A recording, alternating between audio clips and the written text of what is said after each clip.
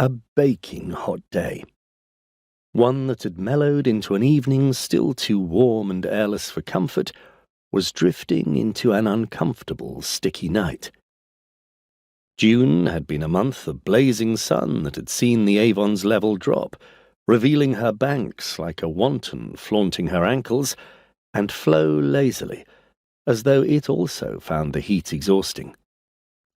Only the visiting swallows and house martins seemed to be as energetic as always, busily raising their broods beneath the thatched eaves of the houses. Now, as the soft dark of a short summer night descended, their screams and chirrups had been replaced by the faint flutterings of bats flitting about for moths, weaving between the houses and swooping over the parched grass of the Merstow Green. At the northwest corner of the open ground, a pair of posts and a crossbeam stood guard over a hole in the earth where a well was part dug. The spoil bucket stood beside it, the rope coiled tidily within it like a sleeping adder, and off to one side was a neat pile of stone for the well lining, and the blocks from which the local mason was hewing them. Two men stood close by, barely a pace apart, glaring at each other, arguing in low voices. "What sense is there to this?"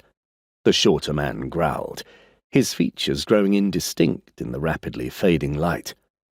"It would not be thought odd for us to be speaking together in passing. Think yourself fortunate I came, for I does not need to obey a summons from the likes of you at a foolish hour." "What I have to say will not be to your liking, though I care not, and you were never one to hide your thoughts. This is safer, and by neither's half, which seems fair." "Ha! Fair? Ha! When did you ever do fair? So go on, say what you need, and let me get to my wife and my bed." The shorter man hunched his shoulders grumpily. "I need more." "Need? What for? Is your position not high and mighty enough for you? Does you want the trappings of a lord?" "Why I want it is not your concern. All you need to know is that when the rent falls due Midsummer Day, there is 6 shillings to pay on top of the rest." The taller man folded his arms and looked obdurate. 6 shillings?